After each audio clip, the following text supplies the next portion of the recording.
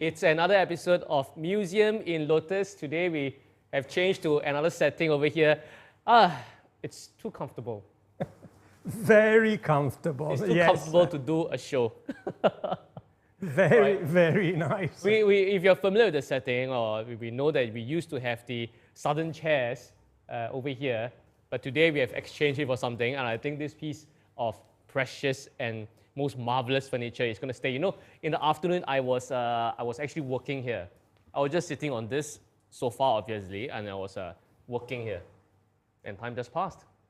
It's very comfortable, very, very comfortable. So once again, in Museum in Lotus, you're talking about collections that's not for sale, but owned by Master Yun. But I think it's great to share it with everyone. And from there, you can understand more about Master Yun's art from a different perspective. So we have with us Mr. Giuseppe De Joseph. We've known him for about 20 plus over episodes, that he will share with us the details about what's going on with these unique and amazing antiques. Cheers first. Fantastic, cheers. Oh, this is sake today, huh? Because we're still in the Sakura season, huh? Yes. Right? Yeah. And for friends who are just joining us, because we are already in the 20 plus episode, 22nd actually, and for the rest of our live programs, we actually have kind of like a lucky draw program going on. So for today, we're going to start that thing for this Tuesday series as well. Likewise, for other sessions, we are going to ask that question at the end of the whole episode. So you must pay attention to what Mr. Pino is saying or what I've been saying. Then we're going to ask that question. Those who answer the correct answer, you will get that champagne glass.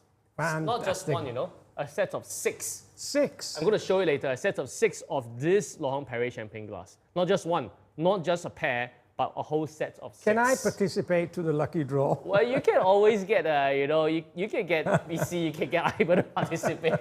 You can like and share and tell your friends, because this might be the only live that we are doing it in full English. Okay. Yeah, not Singlish. Full English. So for those who are English speaking, this would be a good way for you to enter the world of Lotus on Water, the world of Master Yun's arts. And of course, for y'all, we also have the lucky draw that's going on, a set of 6 Laurent-Perrier champagne glass. And I think it's appropriate that it is only from this episode onwards that we start giving these champagne glasses, because there's something similar with the champagne glasses and this sofa that we have here today. I don't think you have ever thought about this. No, I didn't actually. I didn't. Yeah, so would you like to start to tell everyone what is with this so far? Okay, tonight we have 2 interesting items that I have the privilege in introducing to you. And there are certain analogies which I would like to draw at the end of the explanation of each of these beautiful pieces. All right. Let me start by illustrating what this sofa is. Okay. This is an Italian sofa, therefore made in Italy, and I will explain later why I firmly believe that it's Italian, okay? And this is in the Louis-Philippe style. Italian sofa. In the Louis-Philippe style. What does that mean? Louis-Philippe is a monarch. Okay. And basically, he was the king of France in a period which we can roughly say between 1830 to 1848. Right. This is the period. Interestingly enough, during this period, the king did not impose a view on furniture or, as a matter of fact, of other crafts to people. So it's the first time that the monarch allowed people to decide exactly what to do and what reference they wanted to make. Even to previous period, it was not a problem. And let's not forget that this is the time in the history of France, but not only France, also Italy, when we started to see the bourgeoisie, which basically means the upper and medium rich categories of bankers, of industrialists, of merchants, having so much money that they wanted something extremely beautiful for them. In terms of when was this built, Okay. my belief that this was built at the end of the 19th century, beginning of the 20th century. Let's simplify. For me, this is possibly 1890 to 1910. 1890 to 1910, that means this so far we have here, it's about a century. More than a century. More than a century or 100 plus More years than a old. century. So More than a century. To summarize, we have to go slightly slower today because we might ask questions. With a lot of pleasure. With a lot of pleasure. Yeah, we might ask questions. So for friends who are just joining us, I mentioned that today it will be a start that we'll be giving out lucky draw for this. And I said it has got everything to do with this sofa here. Mr. Pino still doesn't know why. I'm going to explain later. We know that this is made in Italy. Made in Italy. Inspired by Louis Philippe, a Correct. French monarch. French monarch. Who doesn't dictate the style, so they took reference. Yes. And it was done in late 19th century, which means that it's about 100 years to 120 years plus minus. Absolutely. Okay, so this is a very valuable piece of antique over here. Now, why I say so, but before that, I want to say hi to some friends here first. Jack, Eileen, Amanda, Ng Chin Hong, I'm seeing your names here, even though you're watching. Tong Chi Hun, some of them say hi to you as well. Yeah. Thank you. Marilyn, Andy, Joel. Now, all our friends, Cynthia, Geraldine, yes. Jenny Ng. Right, so all the friends here do help to like and share because I was saying that we have several sessions of live every single week, but this might be the only one that is fully in English, not even Singlish. So, and just to make sure you don't lose out, we are definitely giving out lucky draw as well, starting from today. So at the end of tonight's session, we'll be asking you a question, and if you get a correct answer, 3 lucky winners will be chosen in the next week, and you get to win the whole set of Laurent-Perrier champagne glass. Now, why do I say that these champagne glasses here, this one I'm holding here, has everything to do with this magnificent and very comfortable antique sofa I'm saying today? Because, let me just bring out the box and maybe you can enlighten us as well. Yes. Yeah, because you would know what it writes on it, yeah. So, okay, we have been using these glasses for a while. Let's take a look at this. This is the set of 6 champagne glasses. And of course, this is Marceline sticker because we know that Laurent-Perrier for 200 over years, they have never worked with anyone before. So it was pretty much Laurent-Perrier might have been established in the same time or same century as the Louis Philippe and the style because it was established in 1812. Yes. 1830s was Louis Philippe's Yes. time. Now, sets of 6, we know that champagne and Laurent-Perrier is a French thing. Yes. French style. But these 6 glasses were not made in Japan. Were not made in France. Okay, 6, So make sure that you will be getting all 6 of it, okay? All 6. Wonderful. Not just one, not just a couple, not 4, But an but entire a whole set, box of 6, An yeah. entire set, You have the whole village to go over there. If you get a few sets, then you can enjoy or you can give it to friends. Champagne, we know champagne, it's definitely from France. But, you know, here, it's strangely, what does it read here? Itales. What does it mean, yeah? Can I tell you, I can't properly translate it, but to me it makes reference to Italy. Yeah, so our guess is that it is actually made in Italy. I believe so. Yeah, it's French brand, but the glasses were made in Italy. So there we have here, because there we have the entire word here. Trieste, Italy. Absolutely. Made in Italy. This is made in Italy. So strange. We are starting a lucky draw this session. We have a 19th century sofa that is made in Italy, that is inspired by France. We also are giving out Laurent-Perrier champagne glasses, definitely of a French brand, champagne as it is, but also made in Italy. But you've made a very relevant point, and I will stay on this point just for 1 minute. Napoleon Bonaparte, the first. Which basically was the emperor of France, and he was the emperor of France between 1804 to 1815. Okay. 1 year after, 1805 to 1815, he was the king of Italy. Why? The relationship between Italy and France was so close, and the Italians were actually inspired by the French and by the court, because Italy became a United States only in 1861. So the reference was always made to France. And that's the reason why the reference point of this beautiful mahogany settee for 2 people. It's for 2 people. 2 people. This is not for 3 people. Comfortably for 2 people. Comfortable. 3 people would not feel as comfortable as we are feeling at this point in time. Right. Not possible. But it's only because of some of the details that leads me to think this is an Italian production.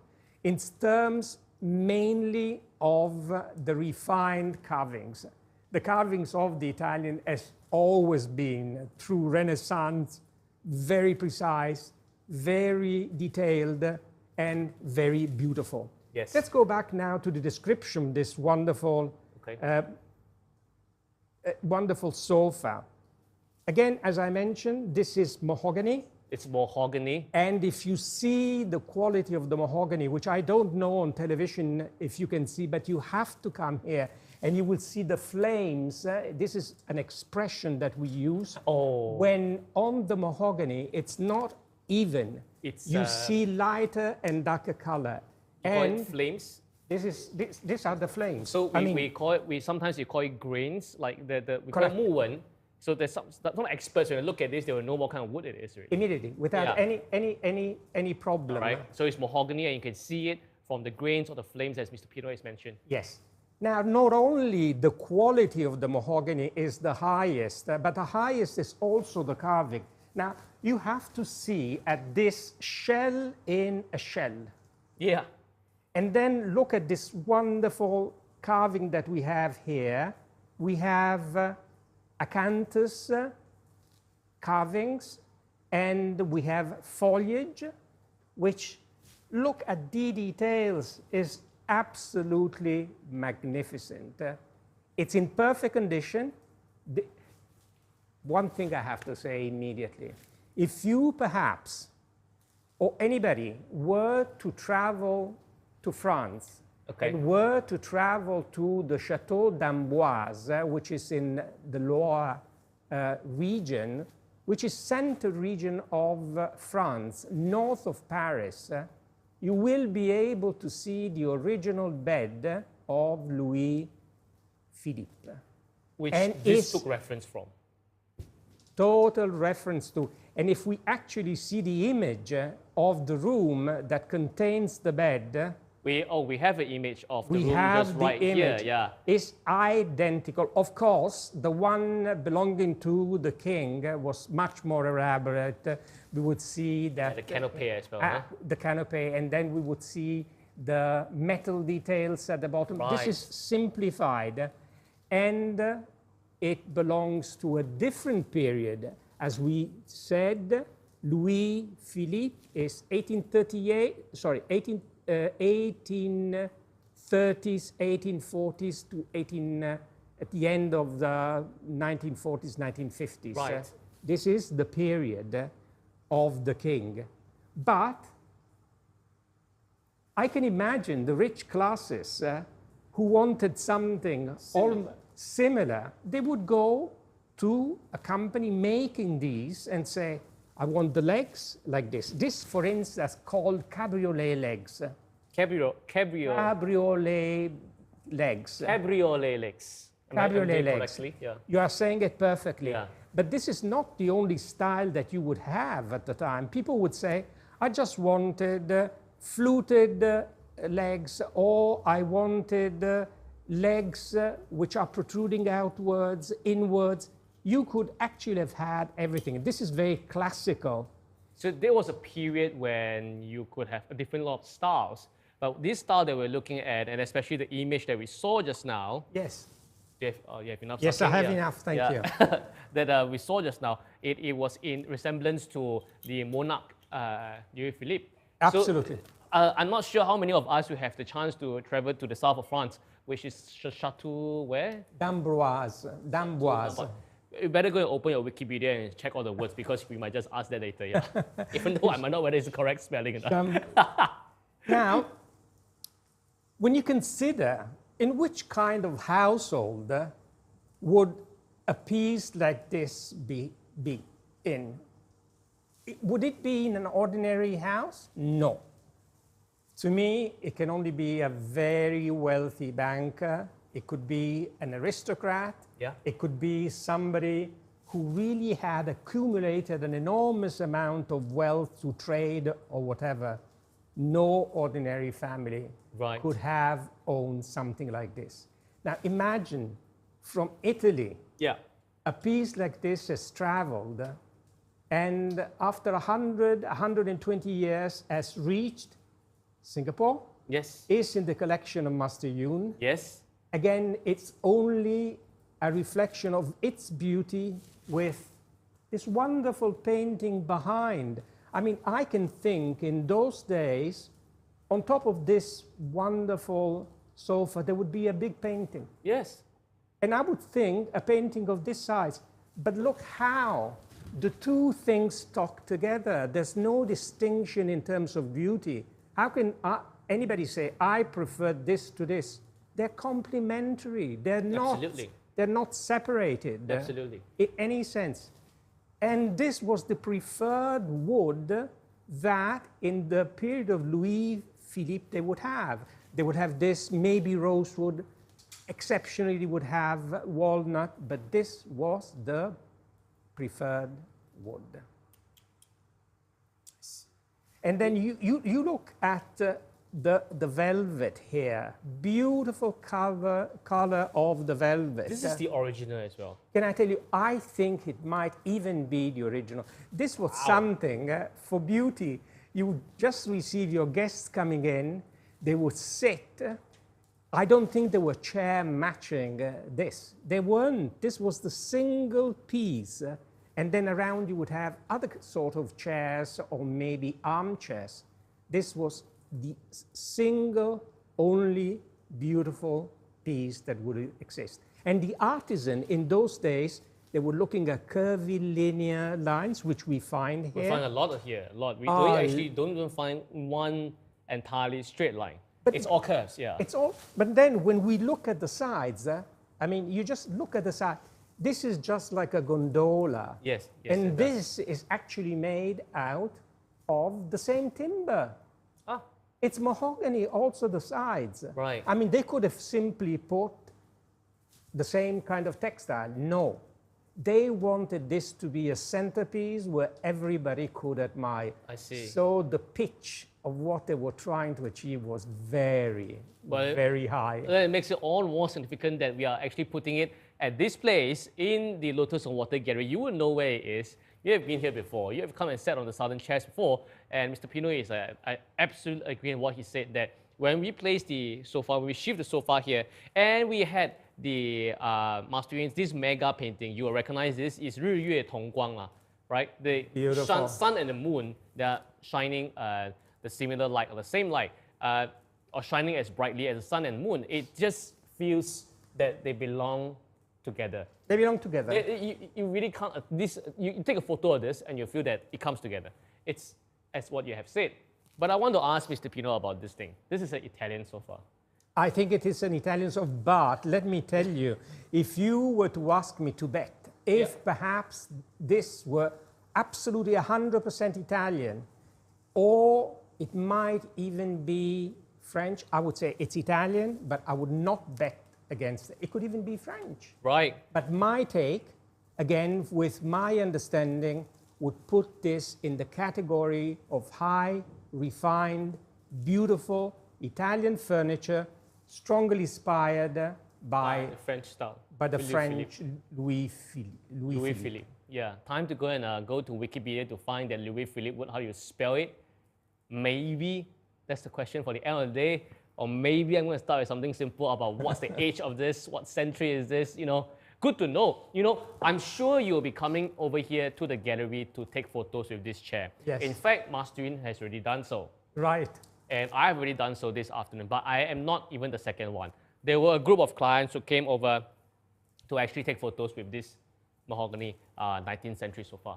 Yes. And this is really Instagrammable. It's really worthy of photo taking. I mean, you have two choices. Either you travel to Europe, to France, and you find something like that, and you take a photo of it. If not, you can just take a Grab and come down to Lotus on water, and you can do the same thing as well. And in fact, over here, you can enjoy this with some sake for the season. And how comfortable it would be for people, just as Mr. Khan has announced, get into a taxi, come over, sit, enjoy, have a glass of this beautiful sake, and just be happy about the moment. How do you feel? Because let's assume that it's an Italian sofa. Yes. And you've been an Italian. Yes. And you're sitting on one of the pieces of your... This is a tricky question. It's not. You're putting me in an angle, let me tell you. Because you didn't ask me when I was sitting on those Qing Dynasty chairs. Yes. How did I feel? But I'm asking you. I didn't want to embarrass you. But can I say I feel very proud.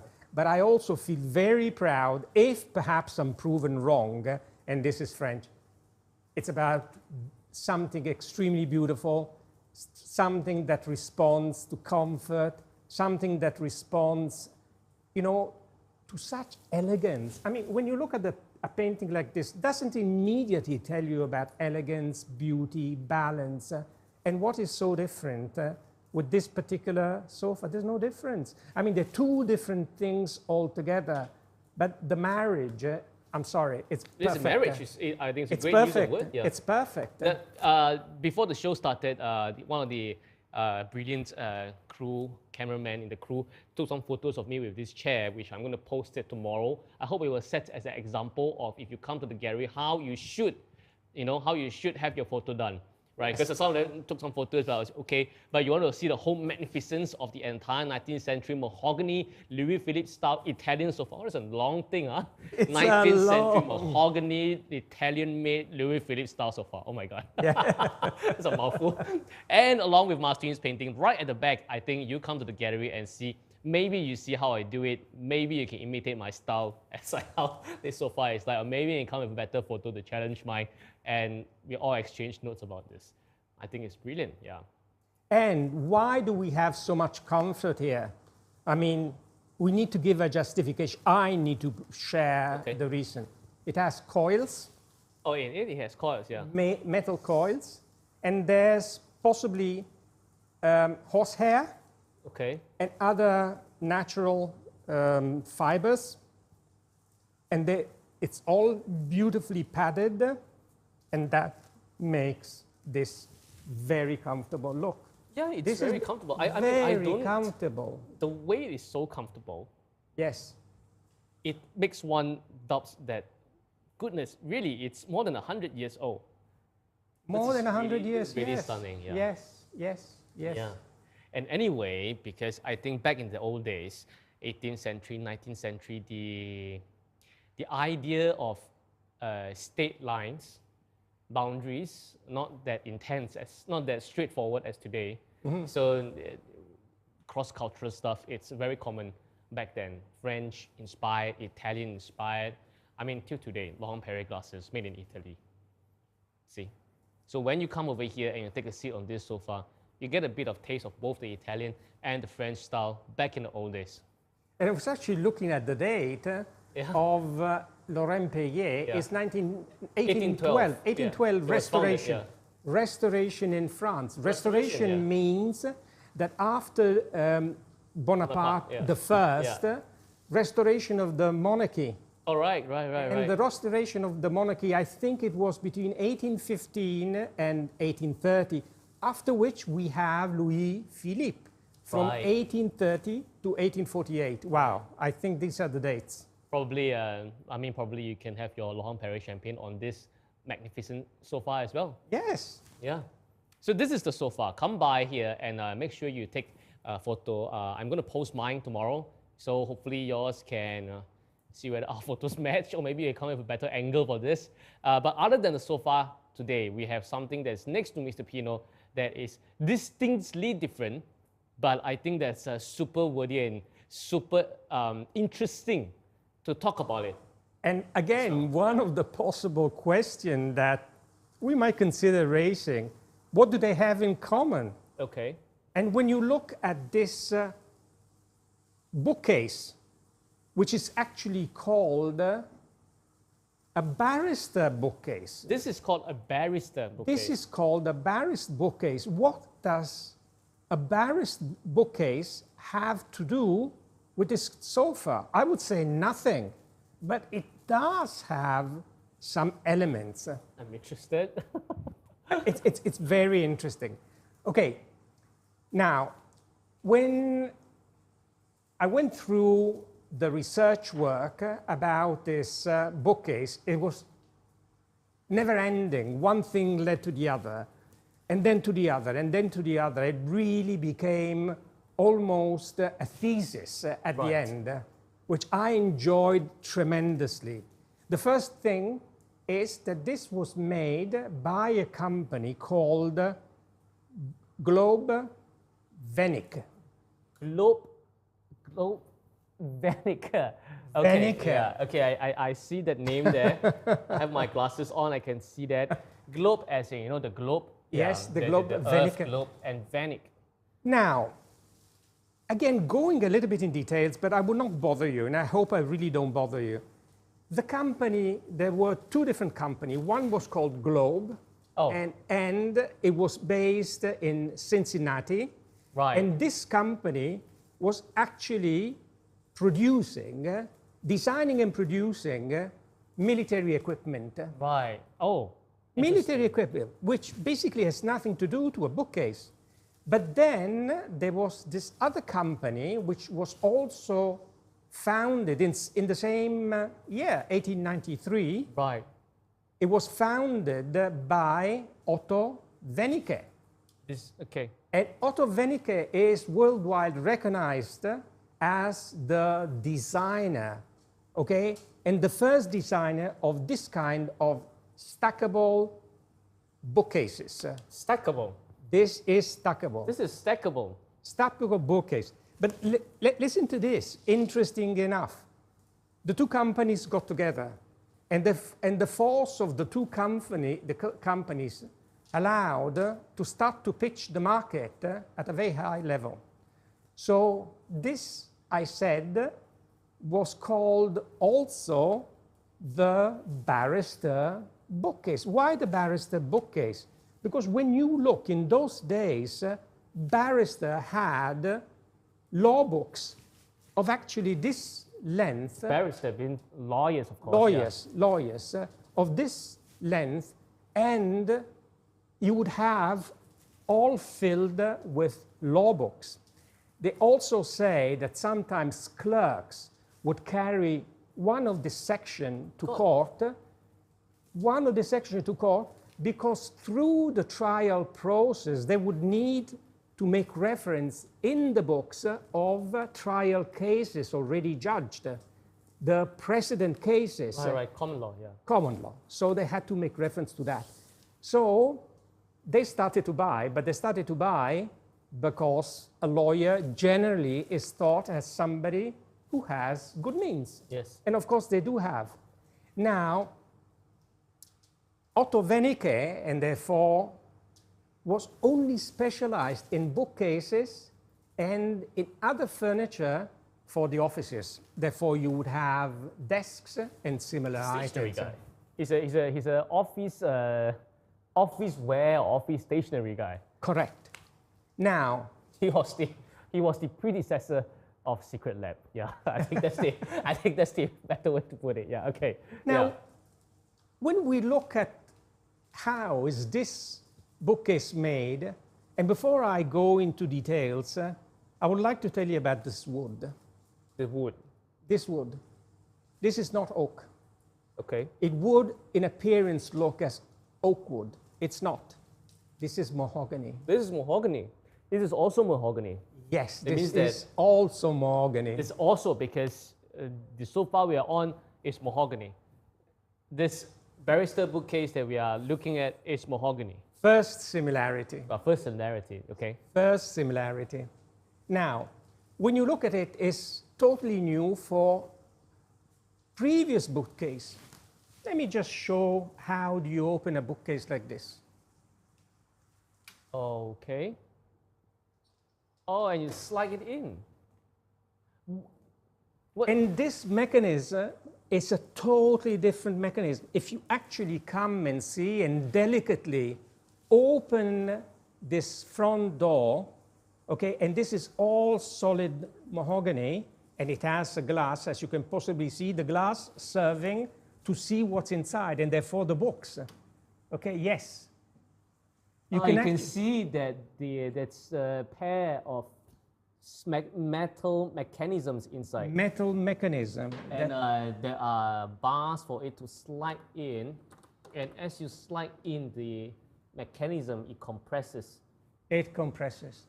So okay.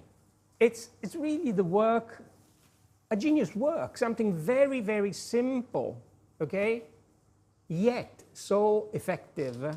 You're right, yes. So effective. Now, when we look at this bookcase, just let me describe. Of course, it's rectangular, very simple, no curls, no curvular lines, simple. Yes. It starts with a base, okay, which has a drawer. The drawer can be opened by wood handles, as you can possibly see, okay? And then on top of this, we would have the first compartment, the first modular section, the third, the fourth, the fifth, and then this would be the top that we have. And each modular section can be separated. Oh, it's like Lego again. It's like Lego. We're coming back to a concept which we have elaborated. Okay. Wow. Okay. So they have really. When was this? I just need to know. When was this done? I think from the research study that we've done between 1900 to 1922. Well, it's still very old. It's still 100 years old. It's still about 100 years old. And 100 years ago, this company has already made something like that. Detachable, stackable, and with such mechanism that you can open up the shelves. Which is the second similarity. Here we have the timber, the mahogany, and then the period. It's the same. It's pretty much the same. Exactly. Okay. It's pretty much the same. Okay. Now, this responded very much to the art and craft movement that we had in United States. The table that we saw before. Exactly. So this was from America. This is from America. Ah, this is Italian. Italian. This comes from America. All right. Correct. Yes. And in the art and crafts movement, the privilege was to not only look at forms, but forms had to respond to functionality. Right. So simplified, but simplified in a nice way. Yes. I mean, it's a pleasant way. I look at it, I really like it. And I'm jumping from something more elaborate, more curvious. There are beautiful carvings to something that has no carvings, very simple, but very pleasant and extremely functional. Extremely functional. So in the design of Otto Wernicke, this can be configured as a straight bookcase, which you see on the wall. Okay. Okay. This is the first simple way of seeing it. It could also be like that. Angular. Yeah. Exactly. So it can be stacked up to something like this. Absolutely. You can have 4, 5 stackable sections. You decide. If you run out of levels, you can just buy some more and stack it up. Absolutely. Okay. So according to your needs. So if you're a barrister and you need to buy more books and more section of your legal firm goes into conveyancing or litigation or what can I say, other sections of the law, you could buy more of them. I see. You could even have them as angles and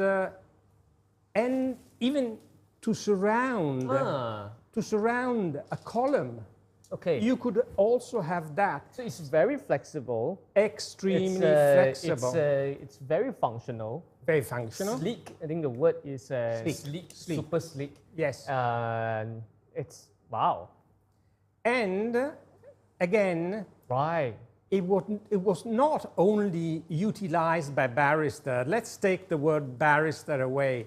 So imagine people who had to display some beautiful items, ivory pieces, fans belonging to Chinese, Qing dynasty, or even previous dynasties. And they could actually use them even for jewelry, because this, by giving the order, they could come with locks. I see. Now, this cabinet was not only made in mahogany. This is the most expensive wood that was at the time. So this is the top of the line. Right. Is what I see here in terms of beautiful items that you have.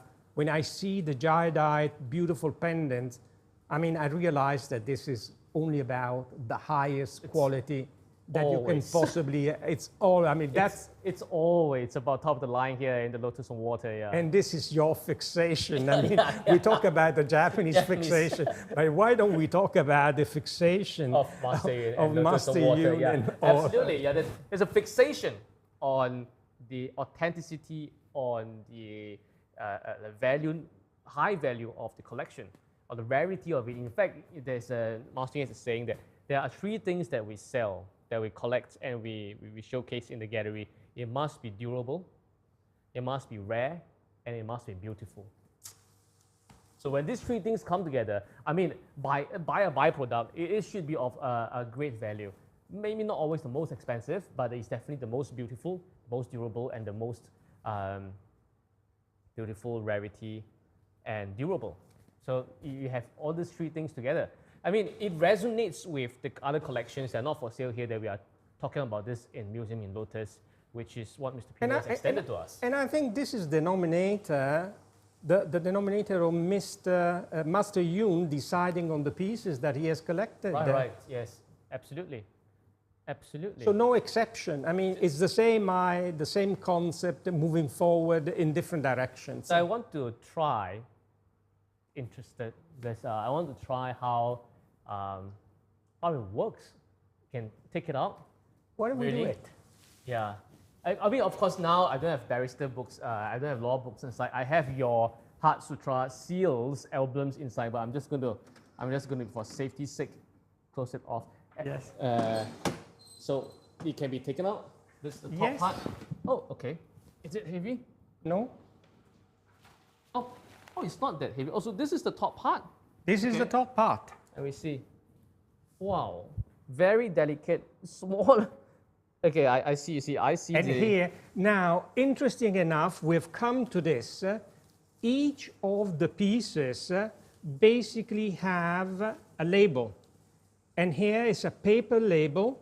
And you will see not only the name of the company that has produced it, okay? It will tell you about sectional bookcase, which is the case. And then it would have names. And these names are numbers. These numbers would be able to tell us the kind of timber that has been used. 598.5 means, again, mahogany. Oh, okay. So everything is labeled, precisely. It's labeled, exactly. Everything is labeled precisely. It's amazing. It's so every single piece is like that. I mean, this is a collector bookcase. This is the top. This is the cover. I'm just going to try the first layer. That's it. Yeah. So if you want to go to oh my God, yeah. So you lift up. Oh, really? It can be lifted up. So this whole thing, just like that. Oh, it's mahogany, huh? Yeah. So okay. Okay. I see. Oh, I see. So the whole shelf can be lifted up. All shelf can be lifted off.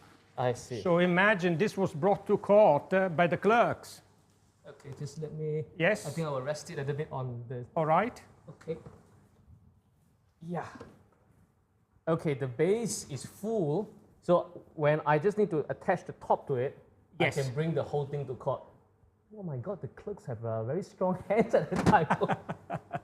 This is quite heavy. I suppose they didn't go. I suppose they didn't all go for the mahogany selection, but it's heavy. But now we see that it can be divided into sections. This is one section, one full section. If I place the top on it, it will be just one nice full section. Yes.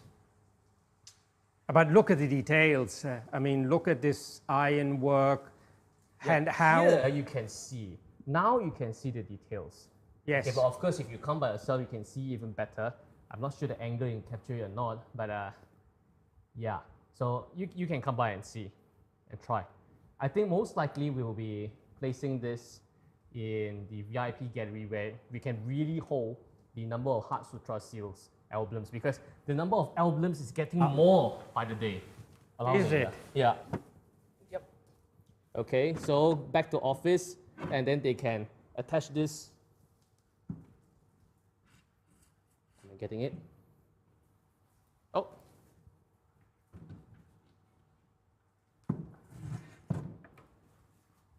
Probably they need to attend a class for this as well, yeah.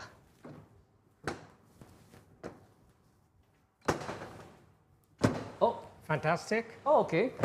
Yeah, this is done. It would not move. Oh. Okay. And the top. Okay, I see. I think it has to rotate. Oh, is it? No, no, no. See, This no, is no, the no. front. Yes, Yeah. this is the one. Okay. Okay, you can take out layer by layer, but this is amazing. Amazing. It's really my first time experiencing a shelf like this. And this was patented, so nobody could make it. Although I must say that visiting in UK, some of the antique fairs, I did see some copies. Right. Copies which could Nowhere. nowhere near. Copies are often nowhere near, you know. They lack somehow they didn't get the entire idea. Of course, they didn't get the entire spirit of the thing. So it's pretty much soulless. Yes. But this is something. We have here too something that looks very despairing or totally different. Very elaborated 19th century mahogany, Italian-made, French Louis Philippe inspired so far. And we have 20th century, which is about the same age. Same age. This is America. This is a barrister bookcase or a detachable or a stackable bookcase. Super sleek, no curves, no flares, but the mechanism is something to be awed because it's 100 years old. Functionality. This Functionality. Responds to functionality. Now you say this, of course we see that there are several, what do you call that? There are several connections, same age, mahogany between these two. But I also find the similarity in a sense that I think I might have talked about this before in one of these episodes about the arts of Master Yun, all his ideas, that how these two will come together to give us what we have. Because it is, you talked about the fixation about perfection, you talked about fixation about high value, durability, and beauty. There's also another thing about Chinese art. There's also another thing featured about Master Yun's painting and art as well, is that while it can be beautiful, while it can be elaborate, like the gold and silver as we see, we know, but it must be functional as well. Do you know? No. Because for Chinese, if it's not functional, then it will not be passed down, it will not be used at all. In the philosophy of Chinese, it happens all the time. There is hardly a time that Chinese would say that this is art for art's sake. For the Chinese, it's always been art for human sake.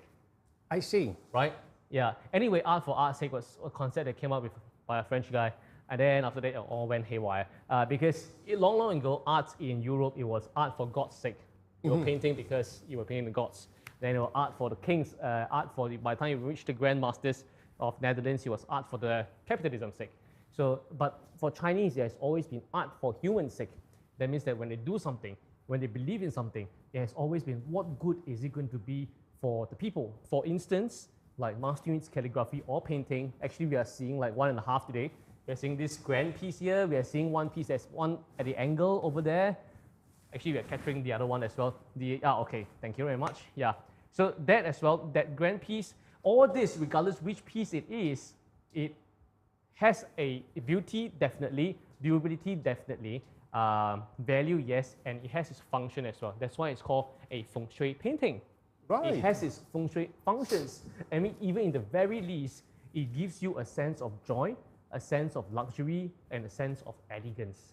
The day and night, when you look at it, if you're reminded about what these words are about, and it's encouraging words to say the very least. Shining as bright as the sun and the moon. Come on. Yeah. Right? It gives you a good feel, Yeah. even the title. Even I take away all the feng shui energy or whatever there is, it gives you a good feeling. So when you look at it day and night, there is a art for human's sake. Yes. Function inside. So it is in Martin's art that we see a combination of luxury, of elaboration, of all this poshness, at the same time, functionality. Functionality. And you Yes. have this thing together. And strangely, of course, with laurent-perrier champagne, which is also part of the ingredient of Martin's painting, 19th century, French brand glasses are made in Italy. And they will be tonight's lucky draw prizes. Yes. So now we will have to ask a question. I have to ask, I do this every week for a few times. So I have to ask you, Mr. Pino, how much do you like them? Do you like it to be easy, medium, or hard? No, sorry. Easy, not so difficult, or difficult? Easy. Easy. Easy. Easy. Yeah, I'm trying to come to the level of easy way lah. Yeah.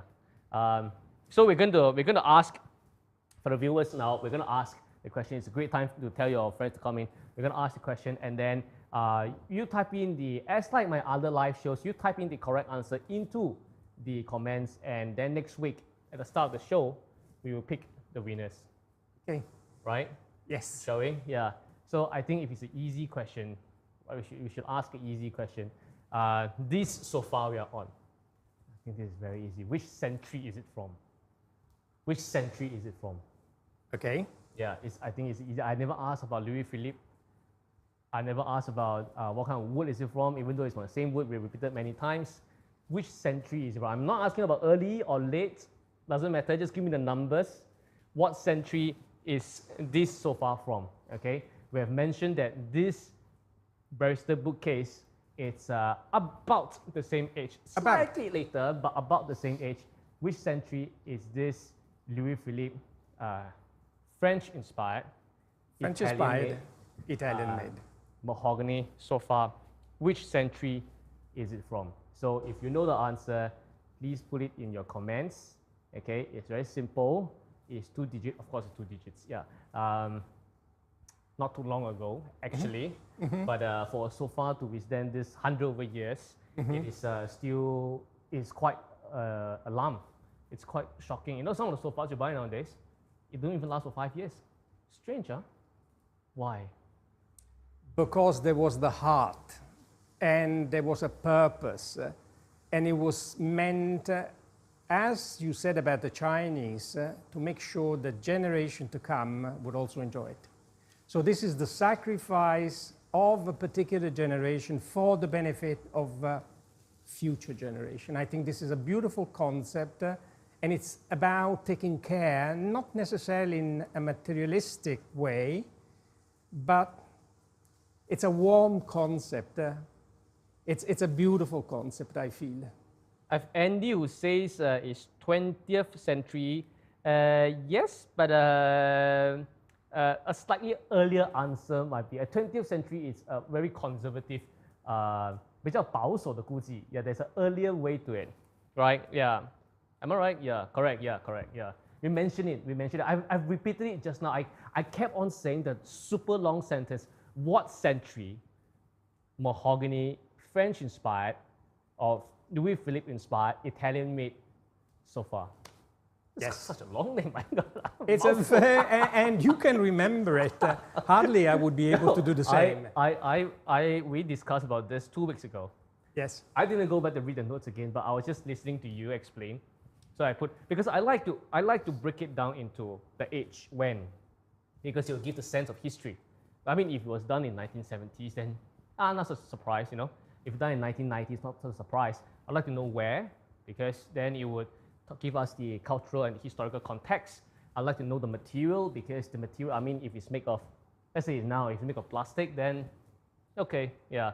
But if it's made of some rare wood, like what we talk about, mahogany, I mean, till today, mahogany is still a... Fantastic wood, fantastic. You go to someone's place and you have a dining table and say, oh, what wood is this made of? Oh, it's mahogany. There's a sense of pride there because, come on, it's mahogany, right? And I like to know all this and break it down. That's how you make things easier and compartmentalized. And of course, we find the similarity between these two in Masterin's arts. I was talking about the exuberance, I was talking about the luxury, and at the same time, it must be functional as well. A lot of times that if it's not functional, it will not last. It will not last. It doesn't serve anything. Yeah, you know? Yeah, so I asked simple question, this question and this answer will benefit you, because when you are here enjoying this sofa, along with Masterin's art, you would know when you're sitting here, please, if you know the age of this sofa, which century is it from, you would know to take care of it, and not your house sofa, you just come, no, please be gentle, even though it's very steady. What century is it from? It's over 100 years old. And good God, this is something. Yeah. So you know the answer, put it in the comments of what century is this sofa from. The rest of the keywords we have told you many times. The key thing is for you to come here and enjoy this sofa. We're going to put this barista bookshelf in the exquisite gallery, where it will store the rest of your Heart Sutra seals album pending for Masterin's pressing of the seals. So because it's getting more and more per week, so I think we would need a bookshelf for it. If not, we will have to call our dear Globe and what? What's Venica. I didn't ask the question because too difficult to answer. Globe and Venica to order more stacks. Right? I think they are decommissioned, but yeah, the concept is excellent. Right, so okay, next week, 7:30, we are going to pick the winners, and for sure, I think we are going to go to a different part of the world to show you more exciting and more admirable and more magnificent antiques. Not for sale, but you can definitely enjoy it, and especially together with Masterin's art. One more recommendation, if I may. Yes. When you do come, and please do come, take a look at the sofa, take a look at the sides, and feel the sides. I mean, it seems to be in gondola. With this wonderful mahogany. Yes. And the way it wraps you, special. Stunning. It's a special, special, special feeling. Cheers. I'll see you next week.